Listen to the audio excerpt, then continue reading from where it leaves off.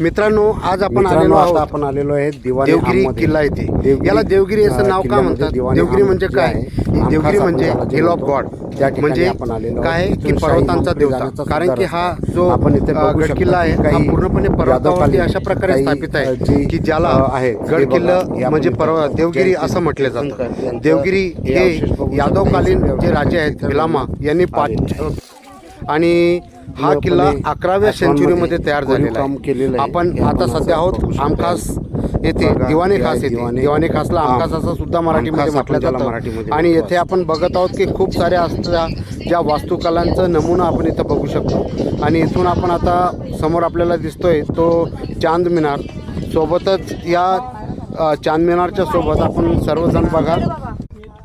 आता आपण जाणार आहोत जे आपल्याला जे गडकिल्ल्यांचं विहंगम असं दृश्य दिसतं आहे देवगिरीचं, ते दृश्य बघत आपण आता समोर निघलेलो आहोत। समोर आपल्याला मुख्य दरवाजा दिसत आहे आणि या मुख्य दरवाजाला काळा दरवाजा असं सुद्धा संबोधलं जात होतं। मित्रांनो, कोणत्याही किल्ल्याची ज्यावेळेस निर्मिती होत होती तर ते काळाकोट आपण बघू शकता इथं लिहिलेलं आहे।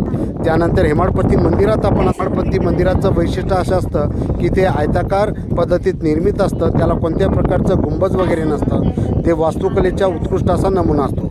आपण आता या दरवाजामध्ये मुख्य दरवाजात काळाकोटचा प्रवेश केलेला आहे आणि या पायऱ्यांवरती आपण अनेक किल्ल्याची निर्मिती बघा कशी केलेली असते।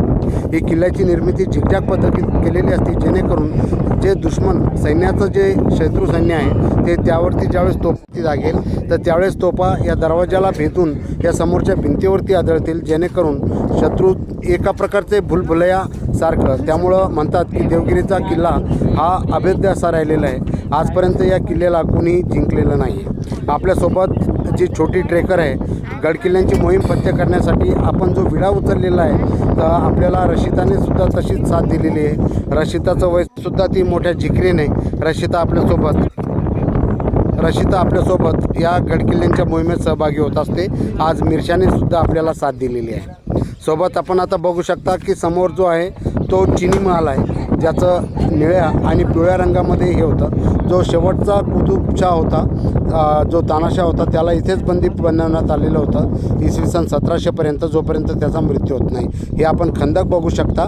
खंदक हे अशा प्रकारे निर्मित आहेत की सैन्य आलं दुश्मनांचं ते त्यामध्ये पूर्णपणे गेलं पाहिजेत। हा भुलभुलैया प्रकारचा गडकिल्ले प्रकार आहे। आता आपण जाणार आहोत ते समोर आपल्याला जे दिसतंय ते मेंढा तोफ आहे, कारण की तोंड जे आहे ते मेंढ्यासारखं आहे, आपण बघू शकता। सोबतच औरंगजेबाचं पूर्ण नाव या तोफेवरती कोरलेलं आहे, ज्यानं ही तोफ बनवलेली आहे त्याचं नाव कोरलेलं आहे। आणि हा आपण बघू